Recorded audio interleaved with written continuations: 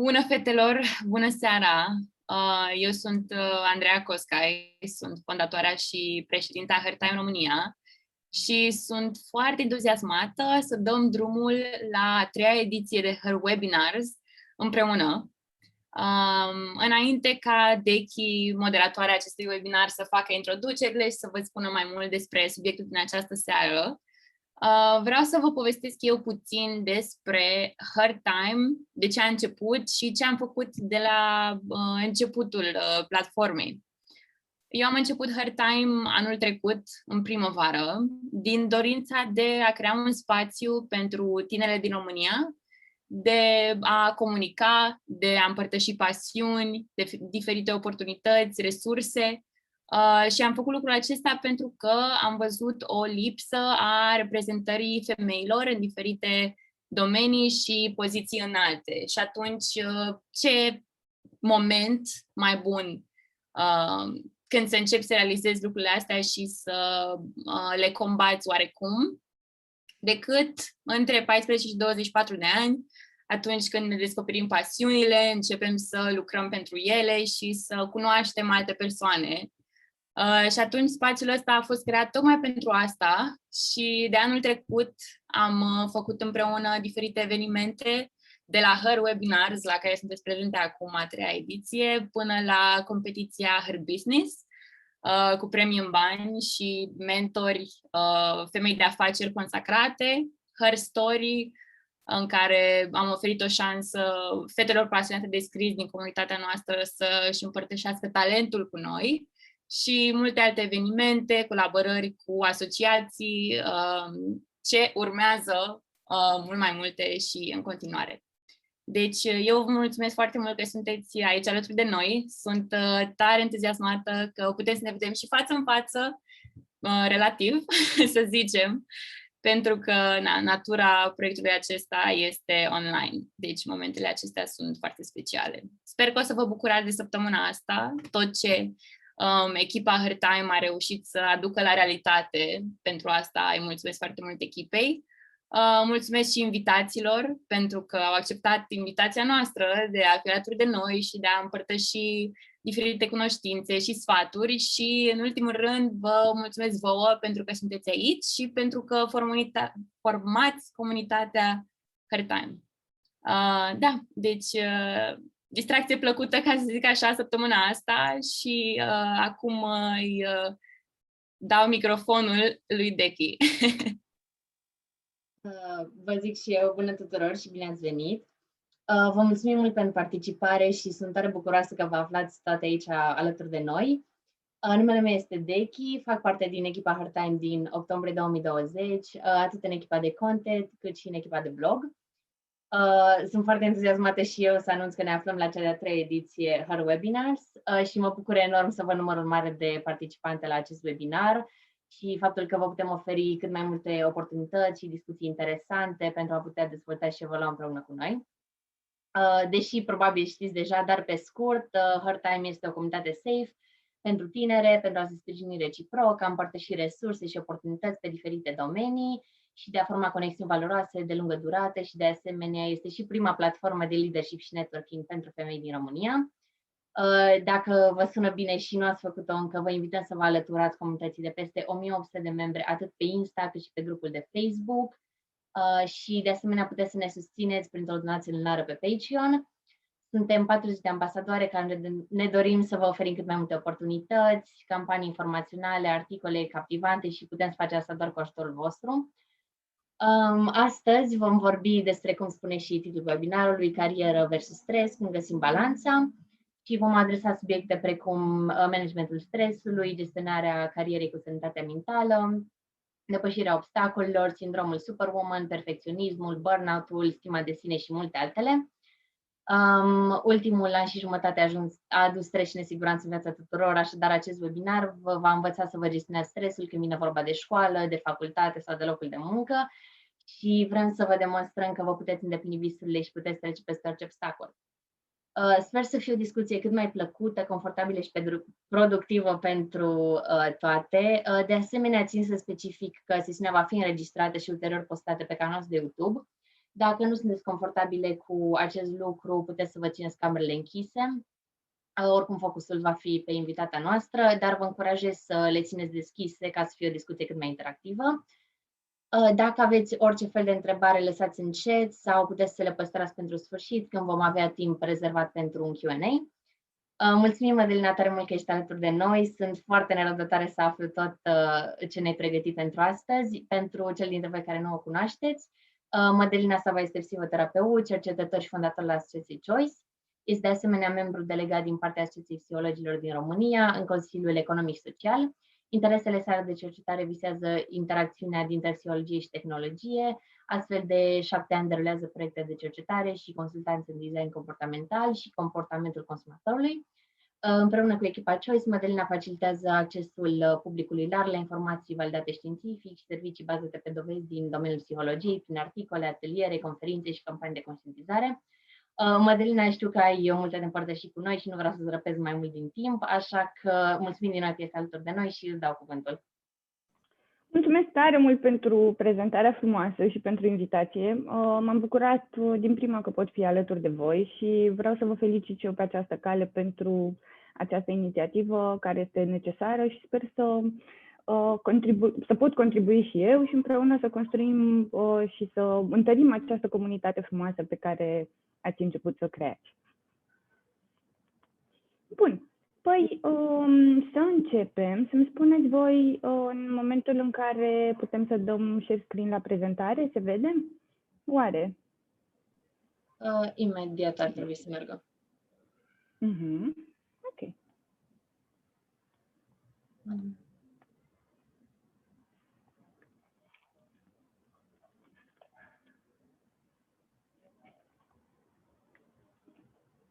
Ia să vedem. Să știți că mie încă nu mi s-a încărcat imaginea deocamdată. Îmi apare I started screen sharing. Bun. Oare acum apare? Da. Văd că acum a început. Cred că putem să facem câțiva pași înainte. Să mutăm la acel slide cu întrebări. Mă bucur tare mult că sunteți la slide-ul anterior, cel cu așteptările și nevoile. Bun, înainte să intrăm în acest subiect foarte puternic, aș vrea să aflu câteva lucruri de la voi, de la participantele la acest webinar, cu privire la așteptările pe care le aveți de la acest webinar, la nevoile pe care le aveți, ce v-ar plăcea să aflați sau care sunt așteptările voastre. Și dacă vreți, puteți, nu e nevoie să luați cuvântul, știu cum e, la astfel de webinarii, puteți să-mi lăsați așa, pe scurt, în chat, câteva cuvinte, lucruri care vă vin în minte atunci când vă gândiți la carieră și stres, experiențe pe care le-ați avut. Și asta mă va ajuta și pe mine să-mi structurez un pic timpul în prezentare și să pun accentul pe lucrurile care sunt cele mai relevante pentru voi.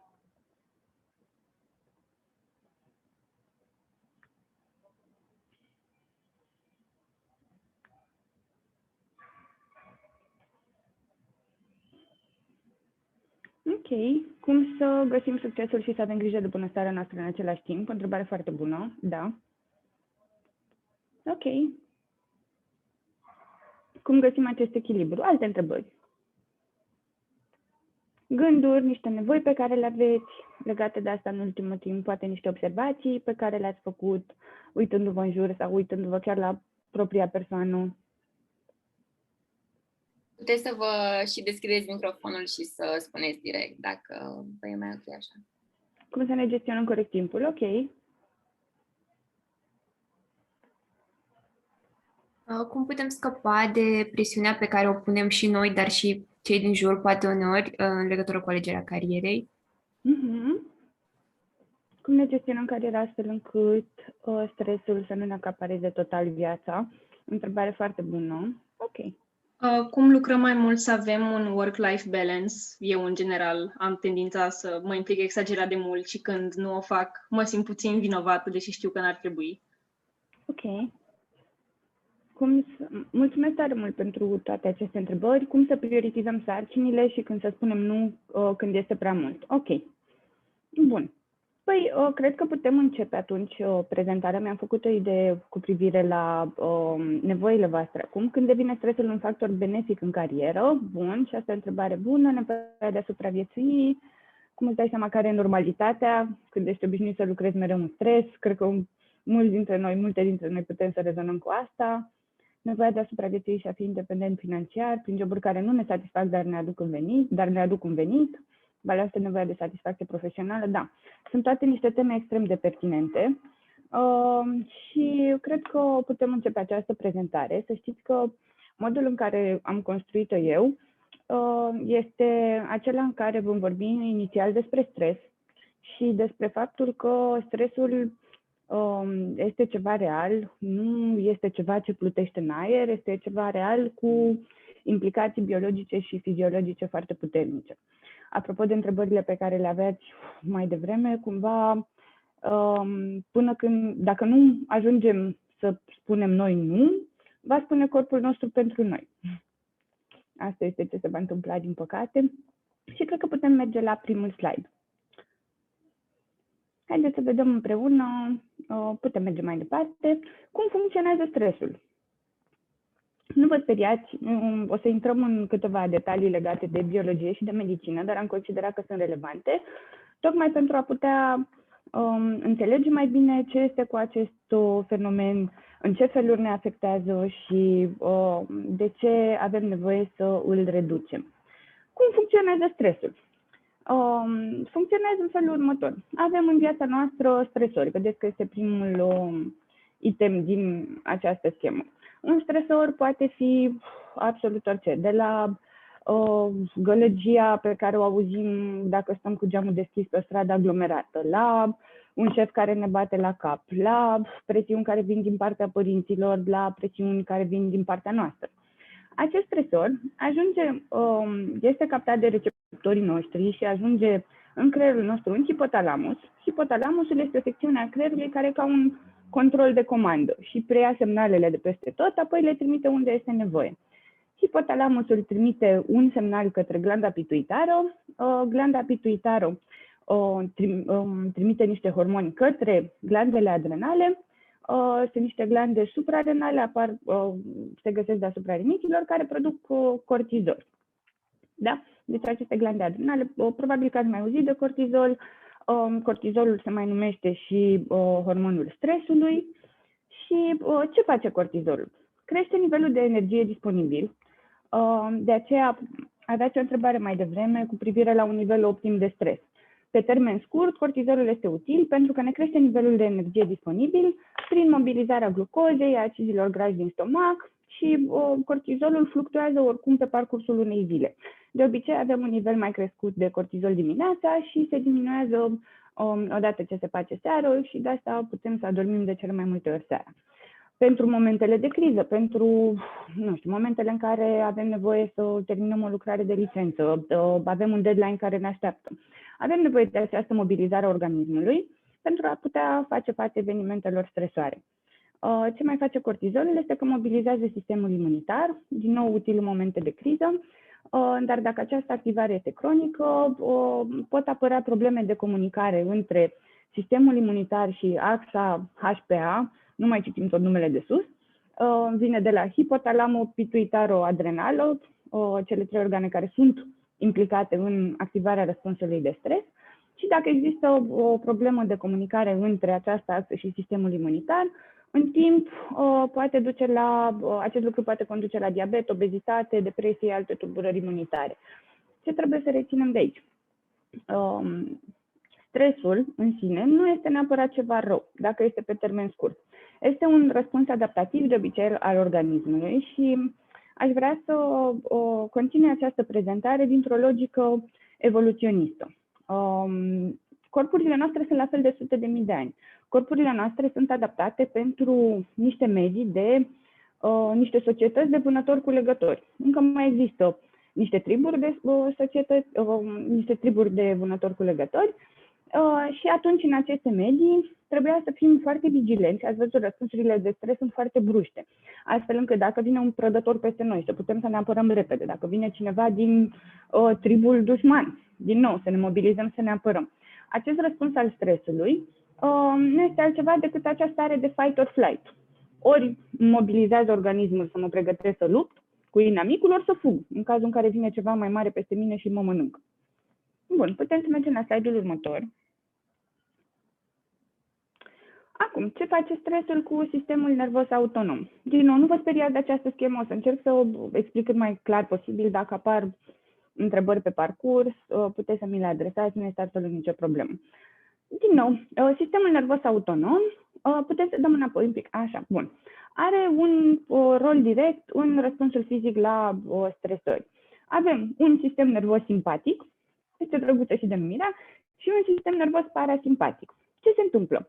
Apare stresorul în viața noastră, fie că este, cum vă spuneam mai devreme, un șef, un deadline, propriile noastre gânduri, criticile celor din jur. Atunci, sistemul nervos simpatic,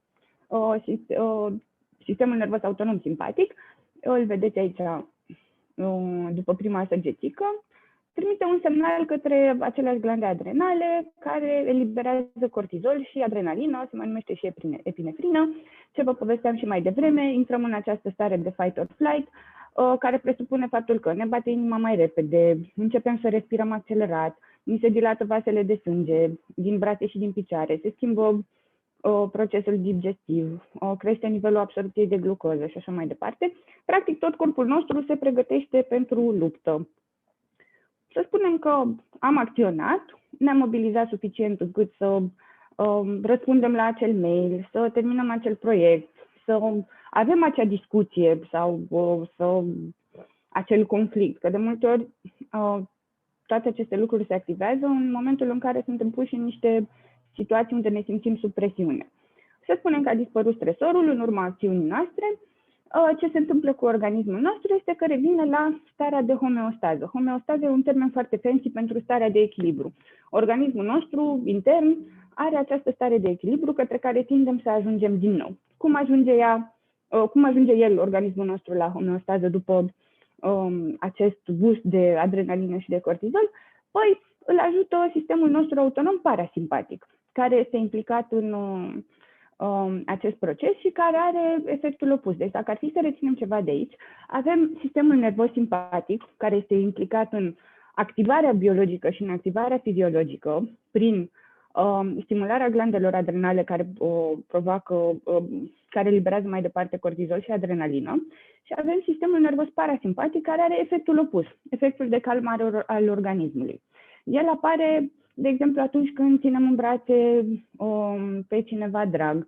Este foarte important să fie activat la bebeluși, la copii, să-i ținem în brațe, să-i ținem pe piele, atunci când mângâiem un animăluț, atunci când facem o baie, atunci când facem exerciții de relaxare, meditație și așa mai departe. Toate modalitățile prin care organismul se relaxează sunt implicate și procesate la nivelul nervos autonom prin acest sistem nervos parasimpatic. Acum, ce se întâmplă? Dacă sistemul nervos autonom continuă să declanșeze reacții fiziologice pentru perioade lungi de timp, practic corpul nostru este pompat în continuu cu cortizol și cu adrenalină, apare acest fenomen de uzură a corpului. Se mai numește efectul wear and tear. Nu prea mai face față sistemul nervos parasimpatic și atunci trebuie să-l ajutăm puțin. Ok. Putem să mergem mai departe la slide-ul următor. Avem acest model, că am zis să vă arăt cumva și din literatură cam cum arată activarea noastră fiziologică și aici am pus să vedeți mai mare, putem să mergem la slide-ul următor. Hans Selye este cel mai cunoscut cercetător al stresului, este și primul care a luat acest concept în considerare și l-a studiat din punct de vedere fiziologic, și ce a observat în studiile sale, atât pe animale cât și pe oameni, este că, ce vă descriam mai devreme, există acest proces de încărcare fiziologică cumva a organismului. Și avem prima fază, faza de alarmă. Atunci când începem să avem aceste simptome despre care vorbeam mai devreme. Corpul intră în această stare de fight or flight, suntem sub conducerea adrenalinei și a cortizolului. Apoi, intrăm într-o etapă de rezistență. După șocul inițial al unui eveniment stresant, corpul începe să se repare singur.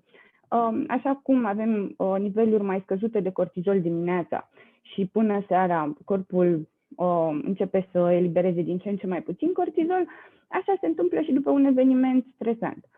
Ritmul cardiac, tensiunea arterială încep să ajungă la normal, să ajungă la acel echilibru, la acea homeostază. Dar corpul rămâne în continuare în alertă maximă o perioadă, că s-ar putea să mai vină încă un animal după noi să ne mănânce sau încă un dușman de pe alt copac, de după alt copac din tribul inamic. Și atunci, pe de o parte, organismul începe să se relaxeze, dar corpul totuși rămâne în același timp în alertă maximă. Până când, în situația fericită în care stresorul dispare și nu mai este nevoie ca noi să fim în acea alertă maximă, ajungem la această stare de prestres, la starea normală de echilibru, de homeostază. În schimb, dacă corpul rămâne în starea aceasta de alertă, începem să ne adaptăm până la urmă și învățăm cum să trăim cu un nivel de stres mai ridicat. Corpul continuă să secrete cortizol în continuu și tensiunea arterială rămâne crescută. Asta este o problemă și ne predispune la mai multe tulburări, după cum o să vedem. Semnele etapei de rezistență, din păcate, lucrul ăsta nu se întâmplă fără costuri. Am putea spune, ok, dacă corpul se adaptează la un nivel mai ridicat de stres, care este problema? Presupune niște costuri, pentru că începem să devenim irascibili, începem să devenim foarte intoleranți la frustrare, nu mai suportăm absolut nimic, cel mai mic inconvenient deja ne enervează foarte tare și nu mai reușim să ne concentrăm ca înainte. Apoi, urmează etapa de epuizare, care este rezultatul stresului prelungit sau stresului cronic. Lupta cu stresul pentru perioade lungi de timp poate scurge resursele fizice, emoționale și mentale până la punctul în care corpul nu mai are putere, pur și simplu să lupte împotriva stresului. Și atunci putem să observăm și câteva din simptomele depresiei și simptomele burnout-ului, dorința de a renunța sau lipsa speranței, semnele acestea de epuizare, ale epuizării, oboseala foarte puternică, simptome, cum spuneam mai devreme, de depresie, anxietate, toleranță scăzută la stres, toleranță scăzută la frustrare și efectele fizice ale acestei etape slăbesc sistemul imunitar și cresc riscul pentru tulburări asociate stresului. De ce n-am spus toate aceste lucruri? Am făcut această paranteză biologică, fiziologică, medicală, cum vreți voi să-i spuneți, tocmai pentru a conștientiza împreună că stresul chiar are în general în psihologie, nu există lucruri care sunt pur psihologice, sunt pur undeva în aer, plutesc pe acolo, mintea noastră, nu. Orice este psihologic este în esență biologic și are un corespondent biologic, inclusiv stresul. Și din păcate, efectele stresului prelungit sunt destul de severe și acesta ar trebui să fie un motivator important pentru noi, sau mă rog, ar fi de preferat, să putem să îl ținem sub control. Putem să mergem la slide-ul următor. Bun. Întreba cineva mai devreme când ne poate ajuta stresul pe termen scurt, un nivel mai ridicat de stres, care se numește în literatură și eustres sau stres pozitiv, ne poate mobiliza și ne poate oferi acel boost de energie necesar pentru a ne duce sarcinile la bun sfârșit sau pentru a face față altor cerințe din mediu, însă pe termen lung, stresul cronic, după cum spuneam, are efecte serioase asupra sănătății și dacă ne gândim la sănătate fizică sau generic, așa, dacă ne gândim în zona de medicină, ne predispune la diabet, obezitate, boli cardiovasculare și așa mai departe, dar și la tulburări psihologice, depresie, anxietate, inclusiv burnout. Putem să mergem mai departe. Aici aș vrea să îmi spuneți voi cum faceți voi față stresului de obicei, care sunt modalitățile prin care încercați să vă relaxați, reușiți să vă relaxați, cum faceți de obicei. Și din nou, puteți să-mi scrieți în chat, puteți să luați cuvântul, cum vă simțiți confortabil.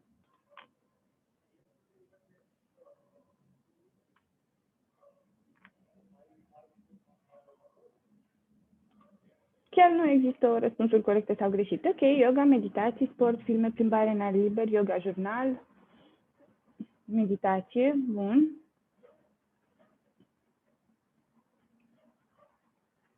Ok. Orice fel de sport, pictură, organizarea timpului. Fumez și plâng mult, ok. Bun. Una dintre cele două este o modalitate sănătoasă de coping. Ascultând muzică, asta de vorbă cu un prieten. Super. Ok. Vă mulțumesc tare mult pentru răspunsuri. Și respirația pe expir ușor. Foarte bine, Teodora. Aceasta este o tehnică foarte bună, inclusiv în tratamentul atacurilor de panică și în tratamentul anxietății, pentru că, după cum vă spuneam mai devreme, ce se întâmplă în momentul în care corpul nostru este pompat de adrenalină sau suntem stresați fără să ne dăm seama, este că crește frecvența respirației. Fac această paranteză, nu știu dacă sunt printre voi persoane care au avut atacuri de panică sau care suferă de tulburare de panică și în cazul în care aveți prieteni care trec prin acest lucru, chiar este util pentru prim ajutor. Ce se întâmplă când avem atac de panică este că ne-am stresat, nu ne dăm seama, începem să respirăm din ce în ce mai accelerat, se creează un dezechilibru între nivelul de oxigen pe care îl avem, pe care l-am inspirat și pentru că tot inspirăm oxigen foarte repede, nu apucă să se creeze suficient dioxid de carbon pe care să-l scoatem în așa fel încât cele două să fie echilibrate. Din acest dezechilibru începem să avem toate simptomele atacului de panică. De la o tremurată, amețeală, neteamă, senzația de sufocare. Și tocmai din acest motiv, primul ajutor pentru un atac de panică, pentru tulburări de anxietate, este să facem aceste exerciții de respirație. Exact cum spunea Teodora, inspirăm câteva secunde, ținem respirația câteva secunde, expirăm ușor câteva secunde. Dacă aveți în minte și acele pungi din avion, acele pungi în care respirăm au exact acest efect, că nu ne mai permit, respirând în pungă, nu mai inspirăm atât de mult oxigen. Și atunci apucăm să creăm acest echilibru între oxigen și dioxid de carbon. Bun. Există modalități de a face, așa cum vă arătam mai devreme, dacă putem să dăm înapoi cu 2-3 slide-uri, să vedeți de ce. Ok. În perioada asta, în faza aceasta de rezistență, deci când deja ne-am activat, stresorii continuă, pentru organism este destul de greu de suportat, vine cu un consum foarte mare de energie și atunci găsim tot felul de modalități pentru a face față acestor stresori. Unele sunt mai sănătoase, nu știu, suport social, exerciții fizice, meditație, exerciții de relaxare, sunt foarte utile toate. Altele sunt mai puțin sănătoase în ideea în care, ok, poate funcționează pe termen scurt, dar prelungesc problema pe termen lung. Și aici mă refer la abuz de substanțe în general. O să vedeți că există foarte multe persoane care, în momentul în care trec prin perioade foarte stresante, crește și consumul de substanțe. E posibil ca, nu știu, beau un pahar de vin seara după muncă, mă relaxează pe termen scurt, dar îmi prelungește problema pe termen lung, cumva, dincolo de toate celelalte aspecte nocive. Deci, atenție, că stresul nu vine la pachet doar cu efectele fiziologice negative ale acestor hormoni prelungiți, pe termen lung. Mă refer aici la adrenalină și la cortizol, ci ne poate determina să ne introducem în corp și alte substanțe care, din nou, pe termen lung, nu ne ajută și ne dăunează inclusiv sănătății fiziologice, dacă e să vorbim așa. Bun. Putem merge mai departe. Ok. Haideți să vorbim acum și despre stres în contextul locului de muncă, despre burnout, să vedem ce se tot aude. Ce este acest burnout și care sunt factorii de risc? Burnout-ul este acest sindrom psihologic care implică un răspuns prelungit la stresori interpersonali cronici la locul de muncă. Opusul burnout-ului ar fi job engagement sau a fi implicat, a fi angajat în activitatea de la locul de muncă. De ce stresori interpersonali cronici? Este un sindrom care a fost studiat prima oară în anumite industrii, unde oamenii sunt mai predispuși la burnout, industrii care presupun interacțiune cu alte persoane, vorbim aici de sănătate, vorbim de educație, de servicii sociale, toate aceste industrii unde partea principală a jobului este o relație între cel care oferă un serviciu și cel care îl primește. Acum, care sunt cele 3 dimensiuni ale burnout-ului? Epuizarea este primul dintre ele. Epuizarea ați putut-o vedea și în slide-ul anterior. După etapa de rezistență, organismul pur și simplu cedează, intră în această etapă de epuizare. Epuizarea presupune această senzație de consum fizic și emoțional, de a te simți secat de resurse, fără posibilitatea de a le reîncărca. Apare senzația asta că nu am de unde să-mi iau energie, nu am ce să fac, mă simt blocat. Auzi eu des pacienți care suferă de burnout, spunând lucruri precum sunt copleșit, nu mai pot, este prea mult pentru mine. Și principalii factori de risc care duc la epuizare se pare că sunt conflictele interpersonale la locul de muncă și supraîncărcarea. Vom vorbi și despre factorii de risc legați de job, dar deocamdată o să terminăm cu aceste 3 dimensiuni. Deci prima dimensiune, deci noi când măsurăm burnout-ul ca psihologi, ca terapeuți, ne uităm așa la nivelul de epuizare, la nivelul de cinism, cinismul care presupune în contextul muncii răspunsuri excesiv de detașate, la un moment dat tot muncesc, nu mai pot și la un moment dat m-am detașat.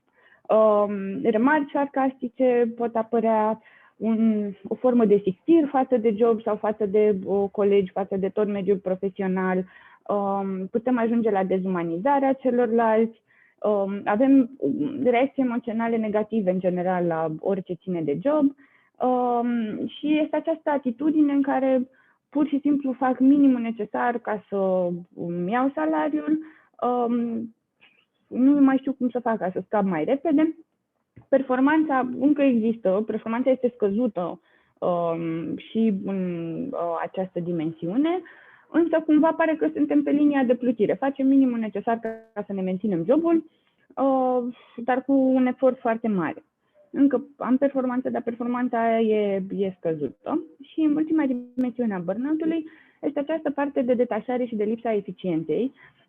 Și asta e o parte foarte periculoasă, dar în același timp interesantă, pentru că aici avem noi foarte mult control, pentru că partea de lipsa eficienței se referă la o autoevaluare. Încep să am eu despre mine sentimentul că nu sunt suficient de bun, că sunt incompetentă, că nu sunt în stare. Acest sentiment este exacerbat și de suportul social scăzut de la locul de muncă, dacă nu mă înțeleg bine cu colegii, dacă nu are cine să mă ajute, dacă șeful meu nu e acolo pentru mine, dacă nu are cine să-mi explice care ar putea fi pașii următori și așa mai departe. Nu îmi mai place de mine în contextul acestui job. Deja nu mai este o evaluare despre performanța mea la muncă, devine o evaluare despre mine ca persoană.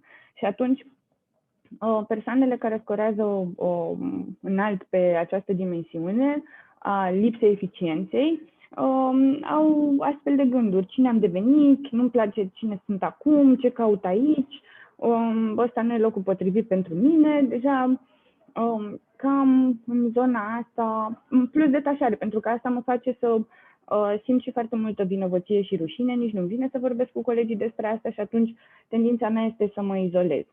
Da? Bun.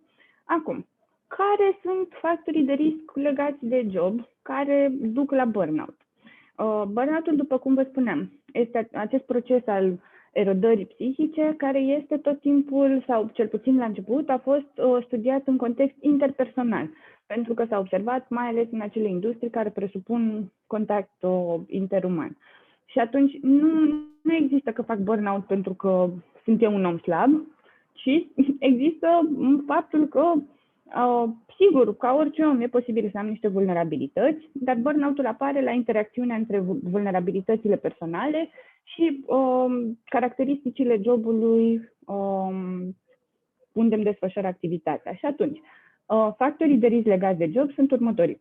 Supraîncărcarea, aici e destul de clar, dacă poți să iei cel mai competent om din lume, dacă îi dai mai multe sarcini decât poate un om normal să facă, automat se va simți incompetent, va fi epuizat și ajunge în burnout. Lipsa controlului, foarte important. Aici Asta ar trebui să fie un semnal de alarmă pentru foarte mulți manageri, în special din România, dar nu numai, nu suntem noi singuri în direcția asta, care fac mult micromanagement, acest sentiment că trebuie să controlez angajatul, să-i verific fiecare acțiune, să nu-i las libertate absolut deloc.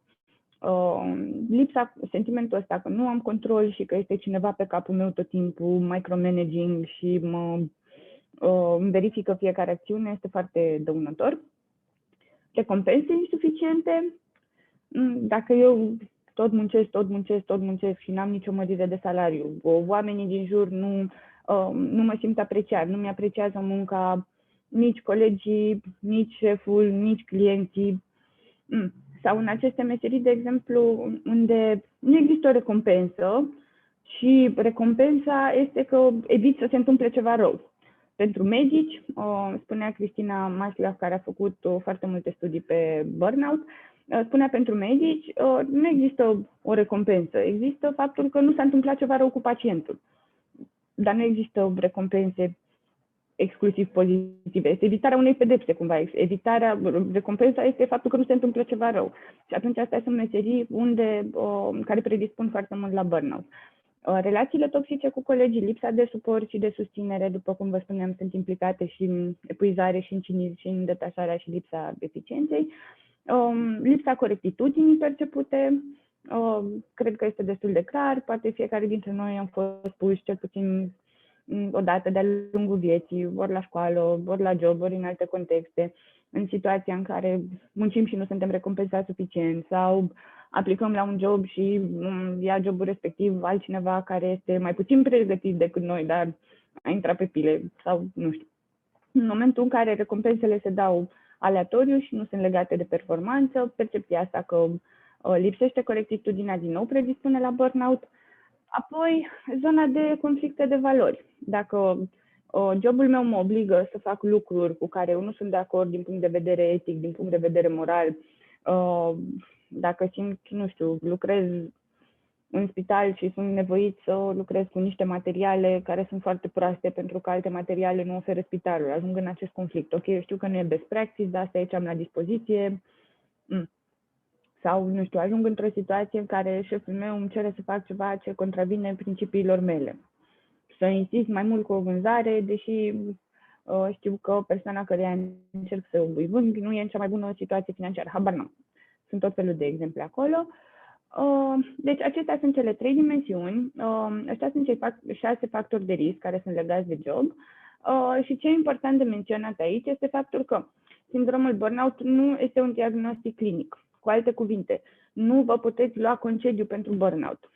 În schimb, burnout-ul se suprapune, toate aceste dimensiuni ale lui, se suprapun peste multe simptome de anxietate și de depresie. Deci, în situația în care sunteți la un loc de muncă, vă simțiți epuizați, simțiți că sunteți în burnout, dacă mergeți la medicul de familie, nu vă poate da concediu pentru burnout, din simplu motiv că nu există în manualele de diagnostic. În niciun manual de diagnostic nu o să vedeți asta, ci este un sindrom legat de locul de muncă, legat de stresori interpersonali de la locul de muncă, în urma căruia începem să resimțim simptome de depresie și de anxietate cel mai frecvent. Deci este posibil ca medicul de familie să vă trimită mai departe la un specialist, apoi dacă e cazul și îndepliniți criteriile pentru o tulburare depresivă sau pentru o tulburare de anxietate, v-ați putea lua concediu medical pentru acelea două, nu pentru burnout. Din păcate, deocamdată cam asta este legislația. Dacă aveți întrebări aici, până acum. Ok. Bun. Aici ce mai este important este faptul că pentru că știm care sunt aceste 3 dimensiuni și pentru că știm care sunt cei 6 factori de risc care sunt legați de job, asta înseamnă că putem să avem intervenții și la nivel personal și la nivel organizațional. Dacă vedem într-o organizație fluctuație mare de personal, dacă vedem că începe să scadă performanța, că se plâng din ce în ce mai mulți angajați că sunt obosiți, că sunt epuizați, putem să ne uităm și să vedem care dintre acești 6 factori sunt implicați în acest fenomen. pentru că intervențiile pot fi diferite. Adică poate ceva la nivelul simțului comun este să crești salariile la toată lumea. Ok, ai crescut salariile, dar dacă în continuare ai relații toxice cu colegii și mai ales cu managerul, dacă în continuare ai un șef care te bate la cap, dacă în continuare recompensele se dau aleatorii, dacă în continuare există supraîncărcare, conflicte de valori, nu e ca și cum arunci bani la problemă și oamenii nu mai au burnout. Deci nu. De asta e foarte important să ne uităm, tocmai pentru că știm care sunt acești factori, știm din literatura științifică, nu reinventează nimeni roata, putem avea intervenții, inclusiv organizaționale, destul de țintite. Ok, putem merge la slide următor. Ok, există acest model Job Demands, Job Resources Model, care spune pe scurt în felul următor. Când ajung oamenii în burnout?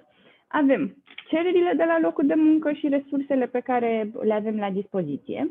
Și atunci, când cererile de la locul de muncă sunt mai mari decât resursele pe care le avem la dispoziție, stresul și epuizarea sunt mai frecvente. Practic, asta, m-am uitat și la aceasta acum și îmi dau seama că e nevoie să trecem un pic mai repede prin asta, dar acest model, aici deja intrăm în partea de soluții. Ce putem să facem? Acest model ne învață destul de clar ce putem să facem dacă mergem la slide-ul următor, vă rog. Identificăm, să vedem cum putem să aplicăm noi la nivel personal acest model. Să identificăm care sunt cererile care vin spre noi de la locul de muncă, de exemplu că sunt deadline-uri scurte, volum mare de muncă, proiecte foarte complexe și care sunt vagi sau sunt plictisitoare, nu mi se dă suficient control să lucrez autonom, mă consum emoțional cu colegii. Deci e foarte important să identificăm aceste demand-uri care vin dinspre locul de muncă spre noi și apoi să le adresăm. Putem să le adresăm, aici din nou depinde de organizație, dar ori cu managerul direct, ori la HR, dar e foarte important să identificăm exact care sunt factorii care ne duc la burnout și care ne mențin în burnout acolo și să-i adresăm. Și pe partea cealaltă să identificăm și care sunt posibilele resurse pe care le avem la dispoziție sau care sunt totuși aspectele pozitive de care putem să ne bucurăm și care ne pot ajuta să ducem aceste demand-uri care sunt foarte mari. Și asta pot fi oportunități de mentorat, de coaching, oportunități de formare, dezvoltare, feedback constructiv regulat, autonomie, obiective mai clare, reguli organizaționale pe care să le propunem. Și din nou e important să abordăm aceste resurse. Acum, când spunem resurse, ne putem referi la absolut orice, de la resurse personale, cum ar fi faptul că poate am învățat să meditez și mi este foarte ușor să fac asta și atunci am acest tool pe care îl am la dispoziție în momente dificile și îl pot împărtăși cu colegii. Sau o resursă personală poate fi faptul că sunt o persoană inteligentă și atunci îmi este mai ușor să rezolv anumite sarcini. Sau o altă resursă poate fi sprijinul pe care reușesc să-l obțin de la cei din jur, de la colegi, de la prieteni, de la familie și așa mai departe. Deci e foarte important să identificăm resursele și aspectele pozitive pe care le avem la dispoziție și să încercăm să le maximizăm, așa cum este important și să identificăm concret care sunt factorii stresori, demand-urile care vin asupra noastră și să încercăm să le reducem. Putem merge mai departe. Asta aș păstra-o pentru final sau puteți să-mi spuneți și acum rapid dacă care sunt primele 3 resurse sau 3 resurse care vă vin în minte pentru a face față stresorilor, atât la muncă sau la școală, cât și în viața personală. Câteva exemple.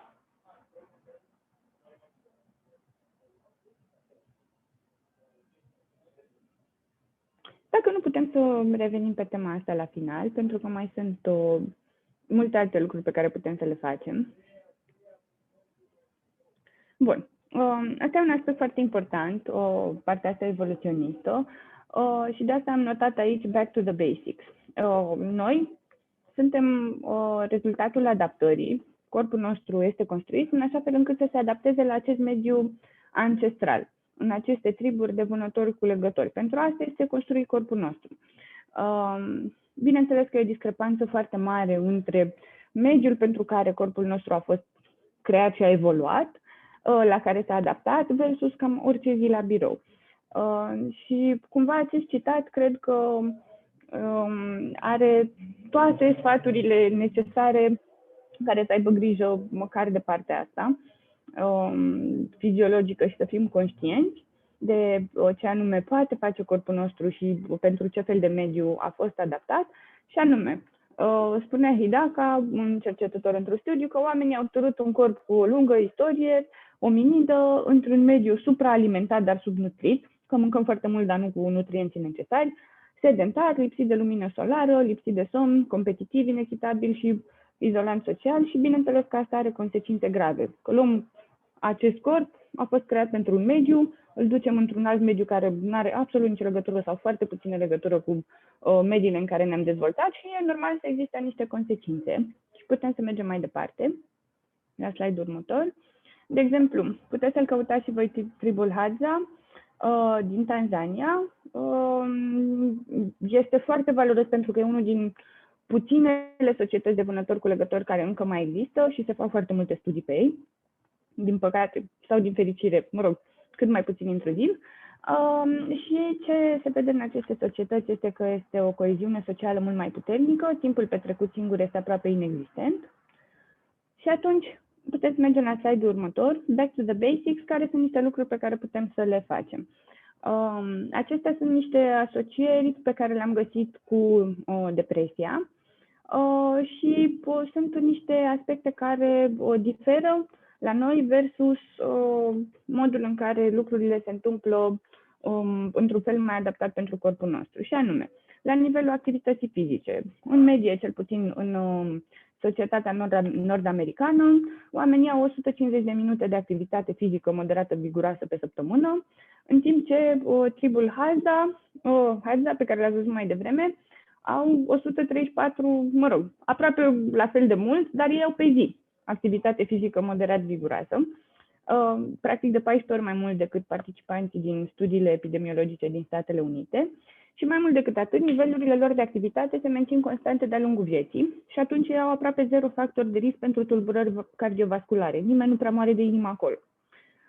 Super important. Din nou, la nivel de dietă, se pare că, din nou, nu sunt medic, nu sunt nutriționist, astea sunt studii care au fost asociate, în care s-au asociat aspecte legate de dietă cu aspecte legate de sănătate mentală, respectiv de depresie. Și ce am văzut acolo, se pare că dieta mediteraneană este utilă, suplimentarea dietei cu omega-3 este posibil să reducă simptomele depresive, ar putea fi investigată mai departe ca un posibil adjuvant. Omega-3 putem să luăm doar din pește, nu prea putem să luăm din altceva, mai greu. Știm că persoanele cu depresie tind să consume mai mulți carbohidrați, mai ales zahăr simplu. Obezitatea e un alt factor care este asociat cu distres psihologic, cu depresie, cu stres. Acum, din nou, aceste asocieri nu înseamnă că obezitatea cauzează depresie sau că depresia cauzează obezitate. E posibil să existe un al treilea factor care să le cauzeze pe amândouă. Dar ce știm este că ele sunt asociate și apar împreună. Bun. Expunere la soare, vitamina D. Expunerea scăzută la lumina solară este implicată în mai multe tulburări psihologice. Noi, cum ne-am mutat cu joburile de afară în birouri, se pare că ne-a scăzut acest nivel de expunere la soare. O mare parte din populație are deficiență de vitamina D. Nu vă apucați să luați vitamina D fără să vă faceți niște analize înainte, dar poate ar fi important să vă uitați și la asta. Din nou, schimbările în tiparele de somn pot constitui un alt factor de risc. E recomandat să dormim 7-9 ore pe zi. Insomnia dublează riscul instalării depresiei și inclusiv intervențiile terapeutice care axează strict insomnia se pare că ameliorează simptomele de depresie. Bun. Și partea de izolare socială. Acum suntem mult mai izolați. Îmi cer scuze, trece o motocicletă pe aici. După cum spuneam, suntem mult mai izolați. Din punct de vedere social, înainte oamenii stăteau în triburi, nu prea stăteau aproape deloc singuri, deci vedem asocieri foarte puternice între sentimentul de singurătate și depresie și exacerbarea acestor simptome ale stresului. Vă reamintesc, îmbrățișările, contactul fizic activează sistemul autonom parasimpatic, cel care reduce nivelul de stres. Bun, putem merge mai departe. Și aici este partea de psihologie, mai axată mai mult pe psihologie. Și aici aș vrea să ne uităm și să ne gândim împreună la relația pe care noi o avem cu noi.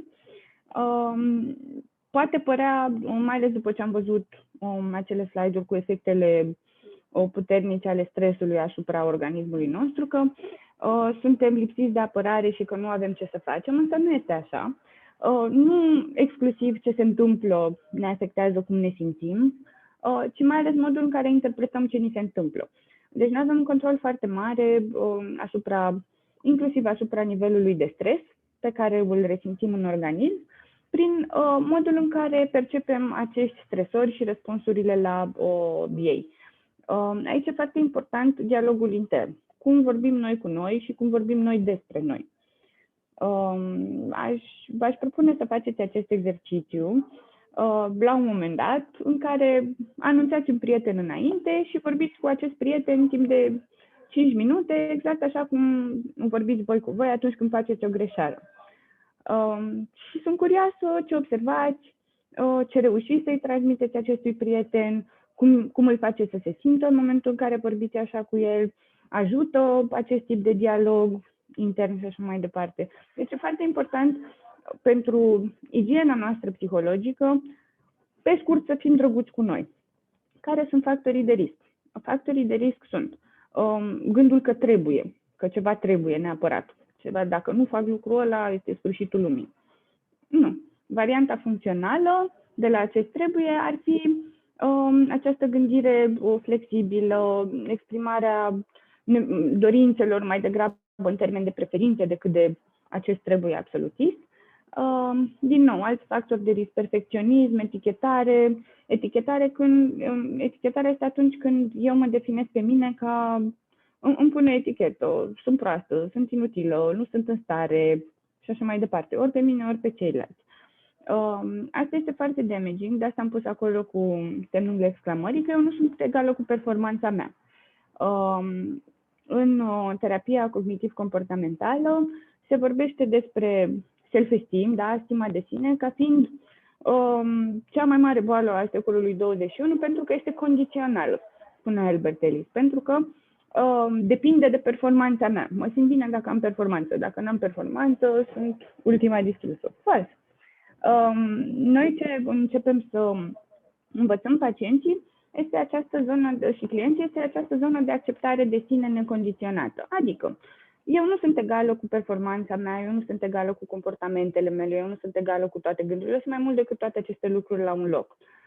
Sunt un om care face și lucruri bune și lucruri rele. Apropo de această gândire de tip alb sau negru, am făcut o greșeală, gata, s-a terminat pământul, nu sunt în stare să cel mai rău om de pe pământ. Nu.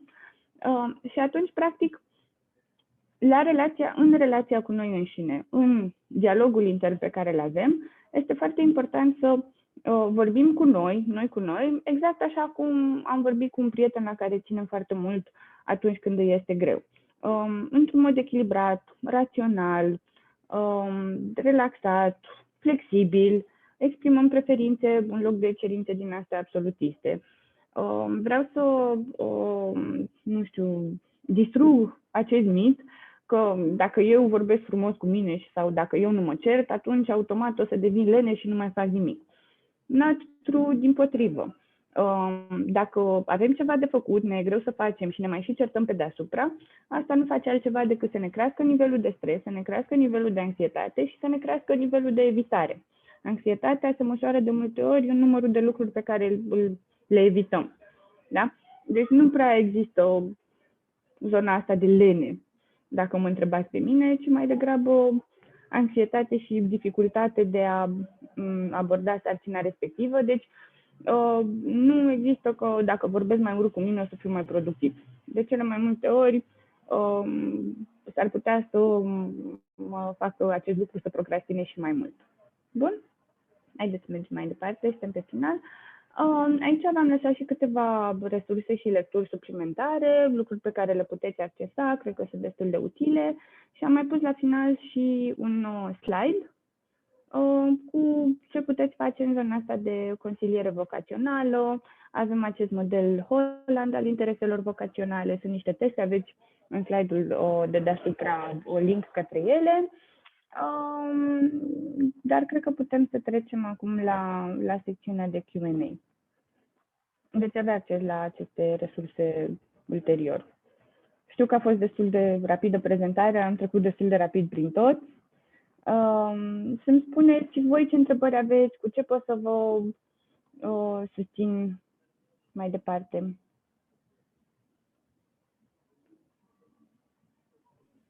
Da, mulțumim tare mult pentru toate sfaturile și că ne-ai împărtășit toate aceste lucruri. Puteți să puneți cât mai multe întrebări în chat, să încercăm să trecem prin ele cât mai repede.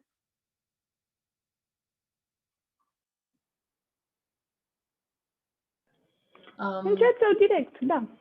Eventual putem să luăm un pic din întrebările care au fost puse la început, spre exemplu, nevoia de a supraviețui și de a fi independent financiar prin joburi care nu ne satisfac, dar ne aduc un venit, spre exemplu, dacă ai putea să ne spui mai mult despre asta.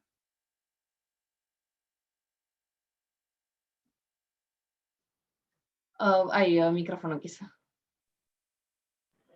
Aici, într-adevăr, este o situație dificilă, așa cum sunt foarte multe situații prin care vom trece în această viață, din păcate. Din nou, aici m-aș uita exact la acel model de job demand, job resources. Există aceste joburi care nu ne satisfac, ne aduc un venit. Ok, haideți să vedem care, aș face listă aici cu resursele pe care le-am la dispoziție. Totuși, oricât de rău ar fi jobul respectiv, eu nu sunt doar ce fac la jobul acela. Hai să văd care sunt resursele pe care le am, ce alte lucruri am făcut în trecut. Să-mi întreb niște prieteni, ok, care sunt calitățile mele. Să-mi refac un CV, hai să aplicăm mai departe la alte joburi. În același timp, e posibil, se vorbea și de time management mai devreme și, într-adevăr, timpul e foarte scurt și n-am putut să intrăm și în subiectul acesta. Ești dispusă să depui sau există această posibilitate să-ți organizezi timpul în așa fel încât jumătate de oră sau o oră pe zi să lucrezi către a-ți construi un traseu profesional în concordanță cu lucrurile care chiar îți plac. Există această fereastră de timp sau în acest moment? Depinde foarte mult de momentul în care ești. Ești deja un burnout, ești deja în momentul de epuizare, pentru că atunci să faci lucruri suplimentare nu o să fie soluția, că te afunzi și mai rău.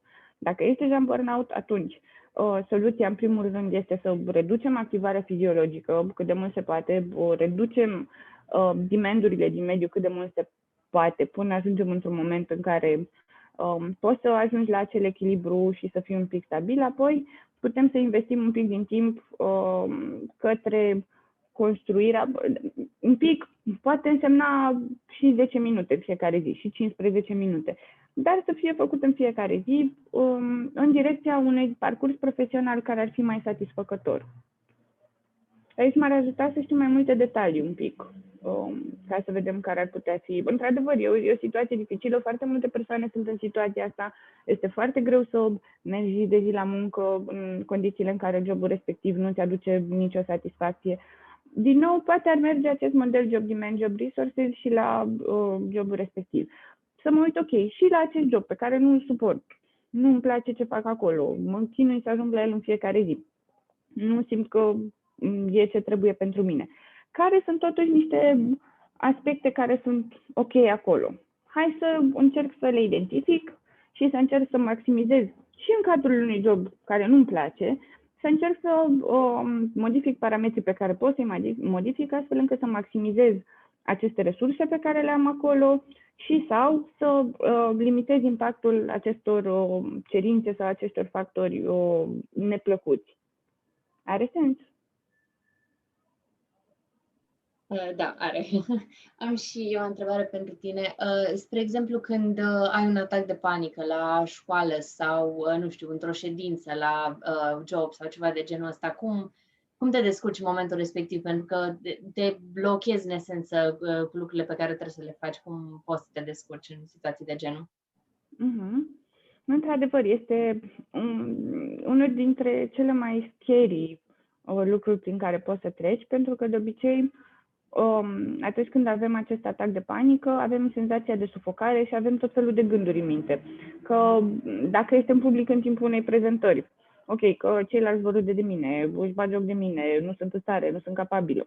Dar mai pot exista și niște gânduri care sunt și mai scary, legate de aoleu, nebunesc, sau este ceva fizic în neregulă cu mine. Multe persoane cred că fac infarct atunci. Și atunci e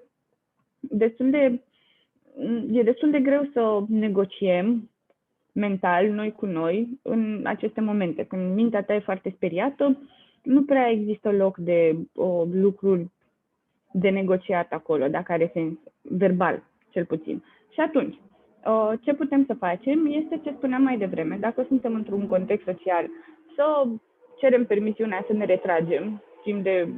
Ok, îmi cer scuze, o să mă retrag 2 minute, am închis camera, dai explicații după aia dacă e cazul, nu este absolut nicio problemă, și să aplicăm acest exercițiu de respirație. Prin reglarea respirației se reglează și sunt simptomele fiziologice asociate atacului de panică. Deci respirăm, o să vă și caut, o să vă las niște resurse, sunt niște gifuri cu o pungă care se umflă și care se strânge înapoi și dacă respiri în același ritm cu punga respectivă, în câteva minute trec și aceste simptome ale unui atac de panică. Am și eu o întrebare. Mersi și eu pentru toate sfaturile. Mi-a plăcut tare mult prezentarea. Și vreau să întreb pentru fetele prezente care sunt în liceu sau încă nu au un job. Ce sfaturi ai pentru ele în situația în care se confruntă cu stresul de la școală și un sistem pe care nu prea îl pot schimba, nu au control asupra lui, dar în același timp încearcă să-și aleagă un drum, să-și descopere pasiunile, cam unde ar fi balanța aici, cum putem să aplicăm ce ai zis în cazul ăsta? Nici nu este nevoie să avem un job, pentru că suntem obișnuiți de când suntem foarte mici, cu foarte multe cereri care vin către noi. Și atunci, și aici din nou, m-aș uita la... tu mă întrebi, întrebarea ta era legată mai degrabă de cum să ne alegem cariera, pentru că pentru orientarea în carieră aveam acel ultim slide, dar pentru întrebarea principală, care cred că e aici legată de stres, din nou, foarte important, fie că suntem la școală, fie că avem un job, fie că suntem stay-at-home moms și avem 3 copii, 1 copil, 0 copii, animale de care trebuie să avem grijă. Stresul este ceva real care ne afectează pe toți în același mod. Sigur, în funcție de vulnerabilitățile personale, pe unii ne afectează mai mult, pe alții dintre noi mai puțin. Dar este foarte important să existe această separare cumva între ce fac la școală și alte activități. Aici e foarte important să îmi creez, chiar dacă n-am în acest moment. E posibil să nu am hobby-uri, activități cu prietenii, foarte mult sprijin social. E posibil să n-am aceste lucruri, dar tot pot face niște pași astfel încât să le creez. Pentru că făcând acest lucru, eu practic îmi cresc nivelul de resurse. Crescându-mi nivelul de resurse, îmi crește și toleranța la cererile din mediu și la dimendurile din mediu. Dacă nu poți să scadi cerințele, fiind elev, probabil că nu vei putea să faci acest lucru, că ai același număr de materii, ai același număr de examene, posibil să nu poți să scazi foarte mult cerințele care vin de la școală către tine, de la profesori, posibil și de la părinți. Aici s-ar putea să nu poți să intervii, dar poți să intervii în a-ți crește resursele, în a-ți dedica niște timp în fiecare zi pentru tine. Acum, sigur, toată lumea vorbește de self-care. Nici nu are sens să ne apucăm să, nu știu, facem meditații stresați sunt calm, relaxat, m-am relaxat, am zis bine. Ci self-care înseamnă orice activitate, să ne dăm timp și să ne dăm voie, în primul rând, să ne relaxăm și să nu facem nimic productiv. Este super ok să avem timp separat în care nu facem nimic productiv. 2, mai ales cât timp ești în liceu, cât timp ești adolescent. Sunt foarte multe emoții care apar acolo, este presiunea foarte mare care vine către tine și de la părinți și de la profesori. Tocmai de asta e foarte important să fii tu blândă cu tine. Poate sunt și cei din jur. Poate te-ai născut într-o familie care înțelege modul în care funcționează emoțiile. Dar poate nu. Și în situația în care nu, e foarte important să identificăm chiar și așa, în mediul nostru, aceste persoane care ne sprijină necondiționat, care nu pun presiune pe noi și să petrecem timp și să reușim să discutăm cu aceste persoane. Dacă ele nu, posibil să nu existe. Dacă nu există, mergem la, sau am putea merge oricum la consilierul școlii. Mai sunt niște linii de ajutor psihologic gratuite și o să vă trimit după o prezentare acest link, unde le puteți accesa. Dar foarte, foarte important partea asta de dialog intern, de modul în care mă văd eu pe mine, faptul că eu sunt întreg ca om. Și ce înseamnă că sunt un om întreg? Înseamnă că fac și greșeli, fac și lucruri bune. Nu există o persoană care să aibă doar note mari, care să facă doar performanță sau, ok, poate ai doar note mari, dar at what cost? Cum ești? Nu știu, un plan social. Adică să reușim să ne vedem noi pe noi ca pe niște persoane întregi care greșesc, and that's ok. Și asta aș mai recomanda. Cumva un fel de curaj să încerce cât mai multe lucruri, astfel încât să-și crească nivelul de resurse și să greșească cât mai repede. Pentru că de greșit vom greși cu toții. Aș vrea să încetăm această frică de greșeală la nivel de societate și această frică de pedeapsă. Aoleu, am greșit, înseamnă că sunt un om îngrozitor. Nu, dimpotrivă. Cu cât greșești mai repede, cu atât înveți mai repede și, cum spunea un profesor de-al nostru formator din facultate, ești tânăr și ți se iartă. Adică acum e momentul să faci toate greșelile, să pui toate întrebările, să mergi către persoanele care sunt care lucrează deja poate în domenii pe care tu ți-ai dorit să le abordezi pe viitor și să le întrebi, ok, cum este această meserie, să încerce cât mai mult. Sper că am reușit să răspund la întrebare. Da, mulțumesc. Din păcate, cred că va trebui să ne oprim acum, că am depășit un pic timpul. Din nou, mulțumim foarte mult că ai fost prezentă, că ne-ai învățat toate lucrurile astea. Cu drag. Cum am spus și la început, va fi postat webinarul pe canalul nostru de YouTube, unde puteți să-l revedeți, să reanalizați lucrurile pe care le-a spus Mădălina în acest webinar. Și aș vrea să vă mulțumesc și eu pentru prezență pe final și dacă mai aveți absolut orice întrebare, vă rog să vorbiți cu fetele și să mi-o trimiteți, că o să vă răspund. Vă trimit după aia, dacă acum nu mai avem timp. Da, vreau să vă mulțumesc foarte mult tuturor că ați fost aici alături de noi și mai ales echipe pentru tot efortul pe care l-a depus. Din nou, dacă vreți să ne susțineți ca să vă putem oferi cât mai multe oportunități asemănătoare în viitor și să vă prezentăm persoane cunoștințe cât mai vaste, vă invit să ne urmăriți pe paginile de social media, pe Instagram, pe Facebook, pe LinkedIn și mai ales să ne susțineți cu o donație pe Patreon sau poate chiar să investiți în una din piesele noastre de merch. Avem caiete, tricouri, puse de telefon, plase, stickere, tot ce vă puteți dori cu niște ilustrații superbe realizate de fetele de la echipa de design. Ca să închei, vă vom trimite dată cu terminarea evenimentului un formular de feedback pentru a face următoarele ediții cât mai plăcute și o să aveți ocazia să ne spuneți ce v-a plăcut, ce nu v-a plăcut, ce putem să îmbunătățim. Din nou, Mădălina, mulțumim foarte mult că ai fost alături de noi. Vă mulțumesc și tuturor că ați fost aici. Și vă urez dacă îmi permiți pe final, aș dori să le mai las pe participante cu o idee în minte și anume aceasta de a fi atente la ce vă spune corpul vostru. Să fiți atente la voi și la nevoile pe care le aveți.